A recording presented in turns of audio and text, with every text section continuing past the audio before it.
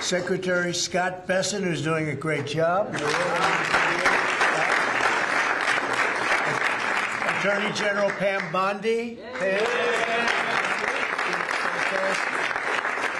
And U.S. Attorney Janine Pirro. And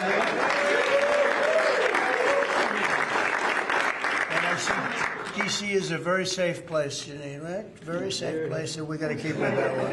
Yes. Along with Senators Lindsey Graham, Jim Risch, Tommy Tuberville, and Katie Britt. And I will give you an exemption because, you know, they're supposed to be right now in the Senate. And if you guys want to sneak out, nobody will see you leaving. Do you want to do that, Lindsey, or do you want to stay for now? Okay, you sneak out anytime you want. Thank you. We don't want to screw up any votes, do we? Amen. Okay, thank you. Thank you for being here. But we're also very honored to be joined by Mrs. a very special woman who I unfortunately have seen a lot of lately on television for the wrong reasons.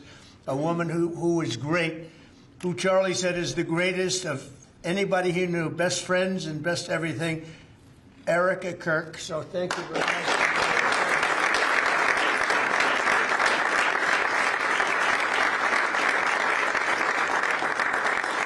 And as Erica knows, another special woman, Laura Ingraham.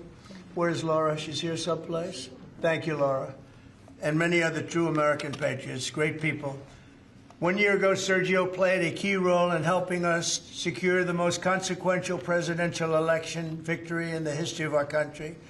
And from the day we won, he immediately began working to staff our new administration with the most talented team of any president. And we have had a great team. A couple of mistakes there, Sergio, but we won't mention that. They're gone. We got rid of them pretty quick. We found a couple we weren't thrilled with. We got them out of here. But as my director of office and presidential personnel from the early days of transition, Sergio's leadership was essential to fulfilling the historic mandate entrusted to us by the American people. And that's what we've done. With the help here at the White House, we set new benchmarks for presidential staffing. Nobody's done it, I think, hopefully better, but certainly quicker. But I don't think anybody's done it better. We have great people. We're surrounded by the people that I really do love and like and respect.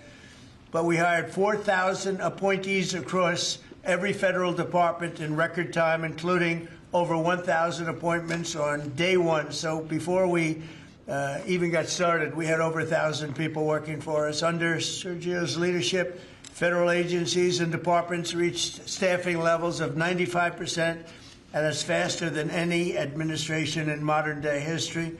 And prior to his work on behalf of my 2024 campaign, Sergio had tremendous success as an entrepreneur in the publishing world.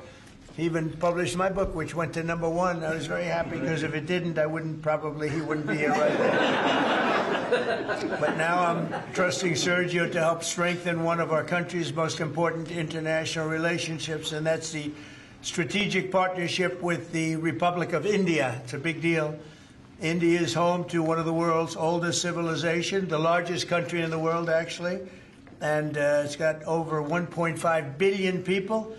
And we have a fantastic relationship with the Prime Minister, Modi. And Sergio's only enhanced that because he's become already friendly with the Prime Minister, knowing that Sergio is going to be the ambassador they would call constantly to say, let's get to know this man, and they like what they see. So I know you're going to have a great success over there. It's a very important relationship. But it's also the fastest growing middle class, and it's an important economic and strategic security partner in the Indo-Pacific region. It's an amazing country, actually. 1.5 billion people. China has 1.4 billion. Those are two big countries. As ambassador, Sergio will work to fortify our country's bond, promote investments in key U.S. industries and technologies, increase American energy exports, and expand our security cooperation. And, you know, we're making a deal with India, a much different deal than we had in the past. So right now they don't love me, but they'll love us again.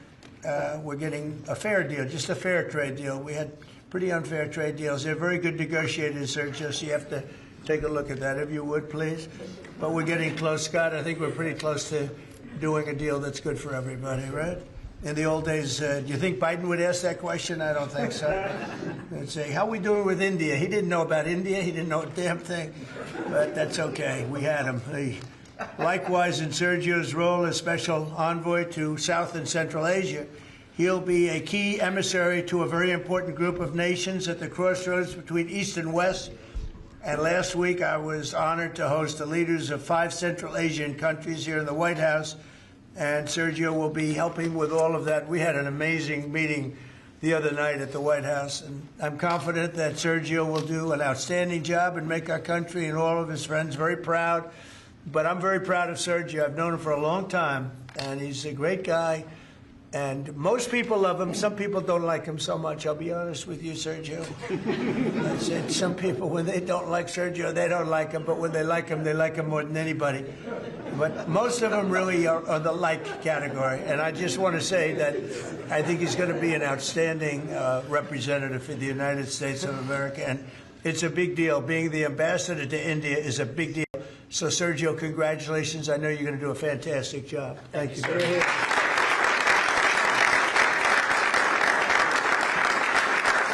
Mr. Vice President, you'll swear in. All right. Okay. Swear him in here. Left hand up, right hand up. Thank you. Thank you, Judge. I appreciate the assistance. We have such a crowd here, you'd think we're swearing in a vice president, sir. Okay. Please repeat after me. I, Sergio Gore, I, Sergio Gore, do solemnly swear that I will support and defend the Constitution of the United States I will support and defend the Constitution of the United States against all enemies, foreign and domestic, against all enemies, foreign and domestic, that I will bear true faith and allegiance to the same, that I will bear true faith and allegiance to the same, that I take this obligation freely without any mental reservation or purpose of evasion, and that I will well and faithfully discharge the duties of the office on which I am about to enter. So help you God? So help me God. Congratulations, Mr. Ambassador.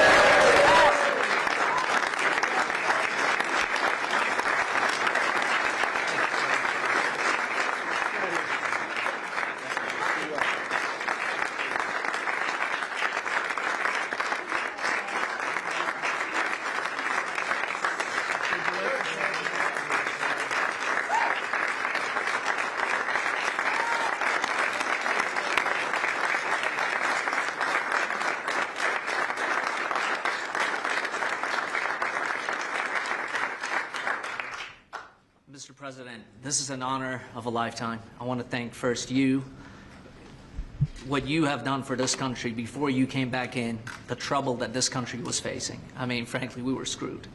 What you have achieved in 10 months has been historic, has surpassed any other presidency, and I fully believe what you will achieve in the next 3 years will never be beaten. So it has been an honor to serve you. I've been at your side for many years. I will continue to be there. And it's just an incredible honor. And I look forward to enhancing the relationship between our two nations. But again, thank you for entrusting me with this position. And I look forward to doing a great job for you. Thank you very much, Sergio.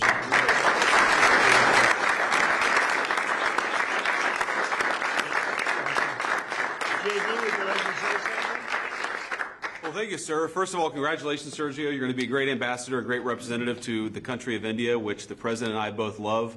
As a lot of you know, Sergio was a critical piece of what made the first 10 months such a great success. Obviously, the President's leadership is the most important thing, but you can't do a whole lot unless you've got good people around you. And Sergio did as much as anybody to ensure that the White House was staffed with the very best people, people who were loyal to the President, loyal to the country, and loyal to the agenda that we're trying to implement. So thank you all for being here. I think it's a great testament to you, Sergio, that you got multiple cabinet secretaries, Erica Kirk, the President of the United States.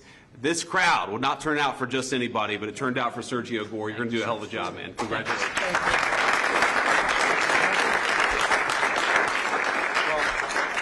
Well, just to echo what Sergio said, Mr. President, you've done a lot for this country, more than any other president has in such a short period of time. And part of that is putting together a phenomenal team. And I know Sergio was instrumental in helping you achieve that. And so we think he'll do a great job. This is a very impressive collection of people. There are almost 1.5 billion people in the Oval Office right now. But Sergio's going to do a phenomenal job. Those of us who've known him, so many of his friends that are here and family as well that know how hard he works, 24 hours, 7 days a week. And that's what it takes to work in this administration because of how much you're pushing our country forward around the world and here at home. And we know Sergio will do a great job. So congratulations, Sergio. You're going to do a phenomenal job. Thank you. Thank you. Janine, please. Well, I'm very proud to be here with Sergio, my friend, who's been my friend for many years. He is someone who is loyal, he is trustworthy, and he works as hard as anyone I know. And Mr. President, there is in this room a group of people who love you, who believe in you, and who are so proud to be in this Oval Office and to be part of this amazing day because you have changed the course of America. You and thank you, Sergio, for what you've done. God bless you both.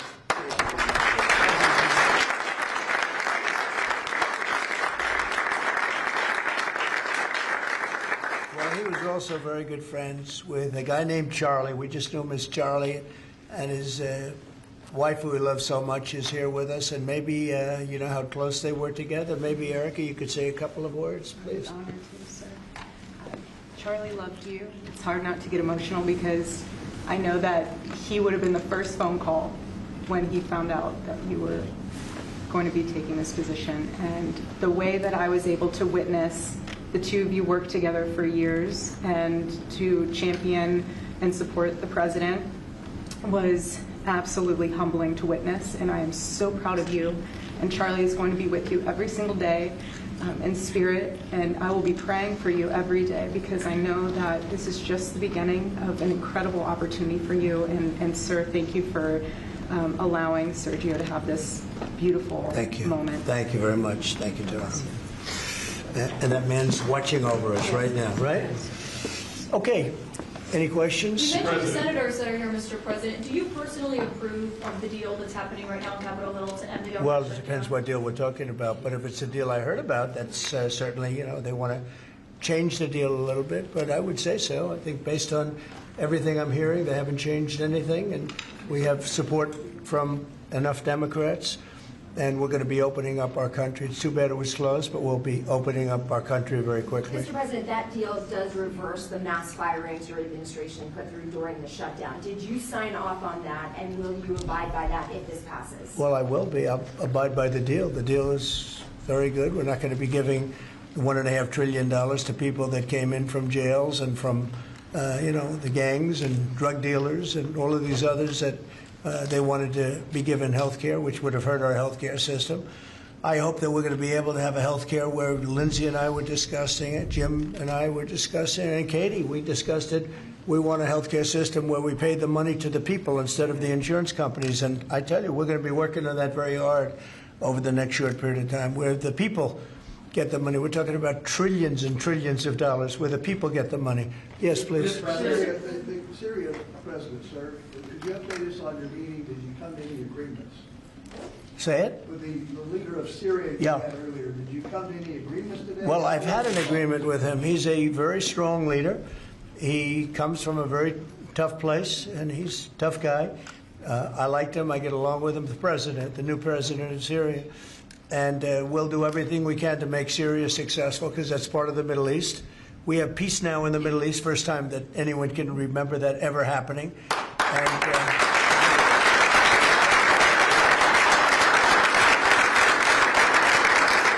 as you know, Syria is a very big part of the Middle East, very important part. If you look back at Syria for years, they had the doctors, the lawyers, they had so many of the great intellects. It's an amazing place with great people.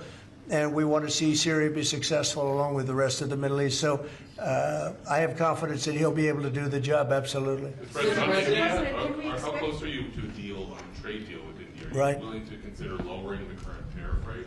Well, right now the tariffs are very high on India because of the Russian oil, and they've stopped doing the Russian oil. It's been reduced very substantially. Yeah, we're going to be bringing the tariffs down. What kind of level are we talking about here? I mean, at some point we're going to be bringing them down. Without tariffs, this country would be in such trouble, as they were for many years. That's why we owe $38 trillion. And one of the things we're going to do, we're going to issue a dividend to our middle income people and lower income people of about $2,000. And we're going to use the remaining tariffs to lower our debt. We're going to be lowering our debt, which is a national security thing. So we're doing a lot of good work. And the numbers were reported so incorrectly. The real numbers are trillions of dollars have been taken in or gotten in terms of investment from the tariffs. And so if that were ever reversed, it would be a disaster. Frankly, it would be a national security problem for our country. And nobody thinks it's going to be reversed. I think we had a very good court case. As you know, it's before the Supreme Court right now. But if that were ever reversed, you know, people are saying, oh, it's $1 billion. Some people said, oh, it's $2 billion. Well, that obviously we can handle very easily. But this is trillions of dollars we're talking about in terms of the tariff income and all the investment income that's come into our country. You know, we have more than, I would say right now, more than $18 trillion. The biggest number ever is a tiny fraction of that for any country. China, the United States, the biggest number ever. If you look at the past administration, Biden, he did less than $1 trillion in 4 years. We're over $18 trillion. By the time my first year ends, we're going to have over $20 trillion of investment coming into the United States. It's unheard of. We have AI factories. We're leading China by a lot. We have cars and, you know, car plants coming in by more than we've ever had built before. All of that would go away if we lose the tariff case. So all of it would go away. So they're not giving the right numbers. It would be an economic disaster. It would be a national security disaster if we lost the case in the Supreme Court. Daniel? President, back to that tariff Yes. rebate, this is an idea that you've been talking about for months. This is going to directly and positively impact millions of Americans. Why was this important for you to do, and when can Americans expect that? So I've been talking about it for a long time, the dividend to people that, you know, have suffered under the Biden administration. So Biden had the highest inflation in history, and we now are at a very low point. We're going to be hitting 1.5% pretty soon. So we're at a low point, and he was a high point. We did that. Food prices are way down. It's all coming down. And the biggest decrease, of course, is energy. And, you know, as goes energy, goes everything else. Because when energy comes down, the oil, the electric, but I think you're going to see $2 gasoline or something very close to that. In fact, we're already in the twos. But I think you're going to be seeing very soon $2 gasoline. That's like the equivalent of a massive tax cut. But in addition to that, the great big beautiful bill gives you a very, very big tax cut. And then you have no tax on tips, no tax on Social Security, and no tax on overtime for the middle income and for even, frankly, anybody. But you have no tax, and the no tax on tips has turned out to be a tremendous thing. But when you think no tax on tips, no tax on overtime, and no tax on Social Security for our seniors, it's the great big beautiful bill, which has been mischaracterized. But now people they don't want to talk about it because it's so good, the enemy, because it's so good for everybody. It's the greatest piece of legislation ever passed in the history of our country in terms of size. And hence it's called, they call it the big beautiful bill or the one big beautiful, I call it the great big beautiful bill. It's an amazing bill for the middle class. It's an amazing bill for jobs. We've never passed anything like it. And in my first administration, so we had the greatest economy. Everything was good, but we're really outdoing it this time because we have investments coming in largely because of tariffs. And I think because of November 5th, the election result. But we have investments coming in like we've never had before. The deal on Syria, Mr. President, on Syria. Please, behind you. Caitlin, behind you. Thank you, Caitlin. On Syria, can we expect an announcement on a pact between Syria and Israel, or an announcement on them joining the anti-ISIS? Yeah, you can expect some announcements on Syria. We want to see Syria become a country that's very successful, and I think this leader can do it. I really do. I think this leader can do it. And people said he's had a rough past. We've all had rough pasts. But he has had a rough past, and I think, frankly, if you didn't have a rough past, you wouldn't have a chance. He gets along very well with Turkey, with President Erdogan, who's a great leader. Erdogan's a great leader and very much in favor of what's happening in Syria. We have to make Syria work. Syria is a big part of the Middle East. And I will tell you, I think it is working and really well. We're working also with Israel on, you know, getting along with Syria, getting along with everybody. and that's working amazingly. As you know, Hamas has given us back numerous bodies. It sounds pretty gruesome, but it's something the parents want more than if their son had been living. Hard to believe. I've seen all of the parents, so many of the parents, and getting back the body of their son, their dead son, is as vital to them, as important to them, as if the boy was generally the boy was alive. And as you know, over the last 4 or 5 days, we've gotten a lot of the additional bodies that they said they were going to. They've worked very hard to do that. So we have peace in the Middle East. It's a great thing, and nobody's ever seen anything quite like it. After your meeting with the Syrian president today, Switzerland, Mr. you posted President. last week about your talks with Switzerland. We're reporting that you're near a deal that would lower their rates. With Switzerland? Yeah. We're working on a deal to get their tariffs a little bit lower because. 15% is what we're saying. No, I haven't said any number, but we're going to be working on something to help Switzerland along. We hit Switzerland very hard. We want Switzerland to remain successful, and we're a part of Switzerland in the sense that they've been a very good ally.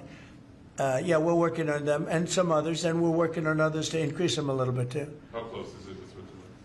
Switzerland? What, do you have something to do with Switzerland? He wants to buy a watch. He wants to buy a nice watch.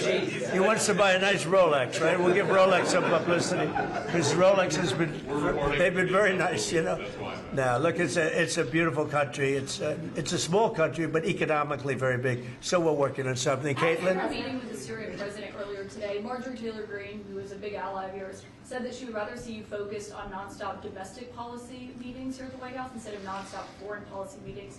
What's your response to her saying that, and also saying that grocery prices are up and not down, as you've said? Yeah, so I don't know what happened to Marjorie. She's a nice woman, but I don't know what happened. She's lost her way, I think.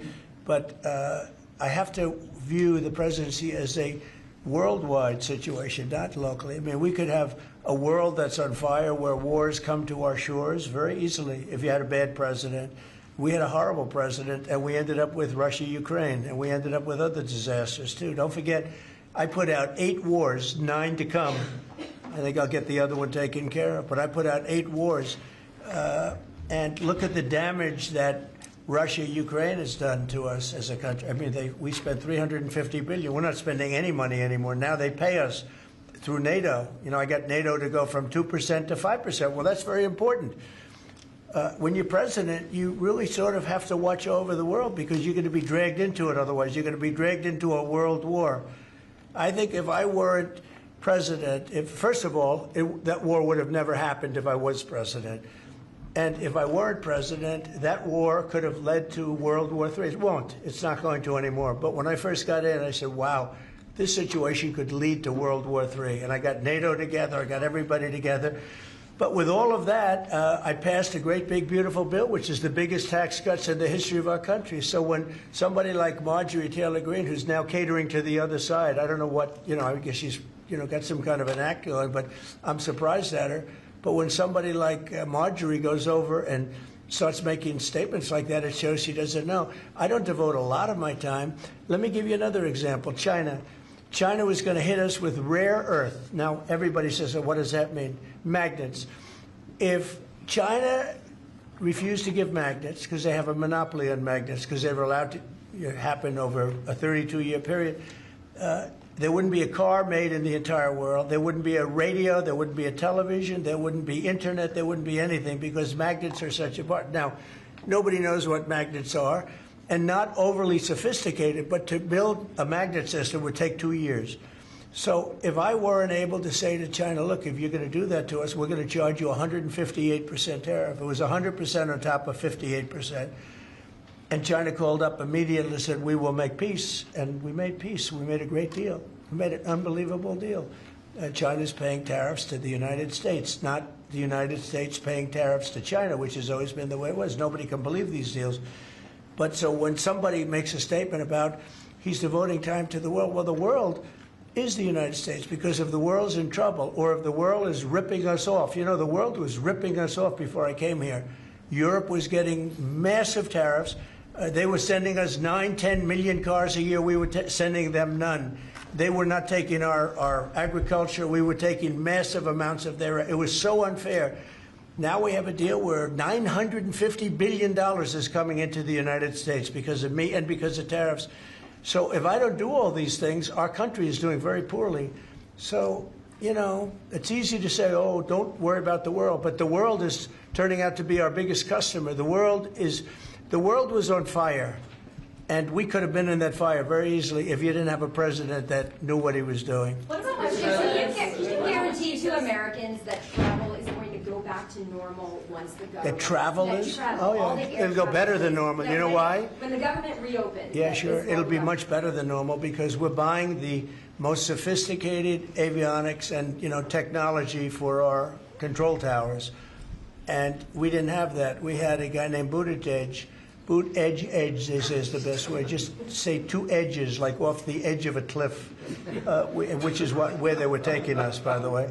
Edge was the Secretary of Transportation, and he spent billions of dollars trying to patch together our air traffic control system, which was a conglomeration of all different systems in all different cities. They had hundreds of companies working on it. And they were spending billions of dollars. And when they turned it on, it didn't work. It didn't even work a little bit. That's why you had a helicopter crashing into an airplane, that if we had a great system, bells and whistles would have started going off. So we are now in the process. We're in final bids of getting the finest system anywhere in the world. I've analyzed it. Sean Duffy has been working really hard on it, doing a fantastic job, by the way.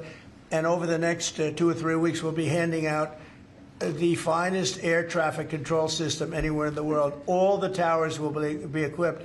They were going copper wire into glass wire into other types of wire. And if you knew anything, you know copper wire doesn't work with glass. You know glass doesn't work with other substances. And they spent billions of dollars, and when they turned it on, nothing happened. Okay? We're getting the most sophisticated, all brand new, all brand new. Every control tower will have the same exact system. It'll be the most sophisticated system by far in the world. And what we've done is we've looked around other countries, and we've taken the absolute best systems in every different form, because there are different. You have lots of different companies like IBM and Raytheon and a lot of great companies. They're all bidding, and we're going to pick the best one, and it'll get built relatively quickly. And we are going to have the greatest air traffic control system anywhere in the world. Thank you very much, everybody. Thank you. Thank you very much.